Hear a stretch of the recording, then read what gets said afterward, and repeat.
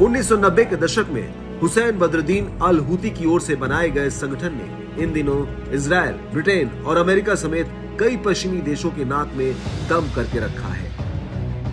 Israel Hamas युद्ध की शुरुआत से ही यमन के हूती आतंकी लगातार लाल सागर से गुजरने वाले कमर्शियल जहाजों पर मिसाइलों से हमले कर अपना शिकार बना रहे हैं।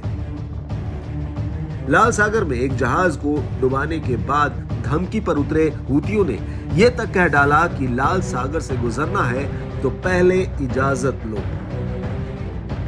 साथ ही हूतियों ने दुनिया भर के देशों को यह भी चेतावनी दे डाली है कि जो भी लाल सागर में अमेरिका के साथ आएगा उसका हश्र बुरा होगा। इस बीच खबर सामने आई है कि यमन के हूती विद्रोहियों ने लाल सागर में जहाजों पर हमलों के बाद अब भूमध्य सागर में इजराइल जाने वाले जहाजों पर अपने हमले बढ़ाने की धमकी दी है। ईरान समर्थित हूती विद्रोहियों के सैन्य प्रवक्ता याह्या सारिया ने कहा कि हम भूमध्य सागर में किसी भी इलाके में इजरायली बंदरगाहों की ओर से जाने वाले किसी भी जहाज को निशाना बनाएंगे। हमारा मकसद उन सभी जहाजों को निशाना बनाना है जो इजरायली नेविगेशन पर प्रतिबंध का उल्लंघन करते हैं।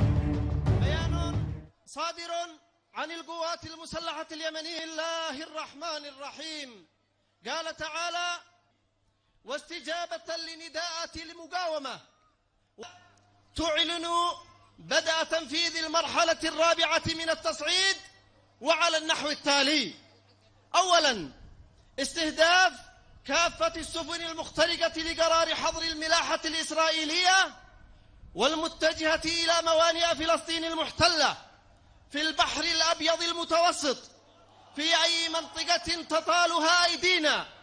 ثانيا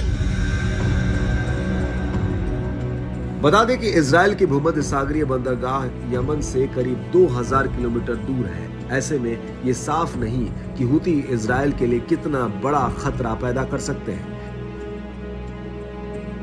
दावा किया जाता है कि हूतियों के पास लंबी दूरी की मिसाइलों का बड़ा जखीरा है।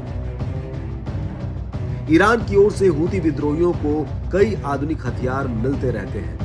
बताया जाता है कि हूतियों के पास है 1600 से 1900 किलोमीटर की दूरी तक मार करने वाली बैलिस्टिक मिसाइलें और ईरानी शहीद 136 ड्रोन जो कि 2000 किलोमीटर तक की दूरी तय करने की ताकत रखते हैं।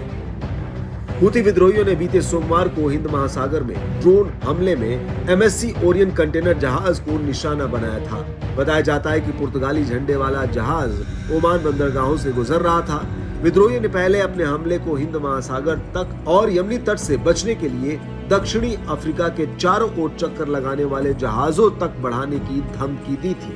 हालांकि हूतियों का फिलहाल पूरा फोकस लाल सागर और अदन की खाड़ी ही रहा है।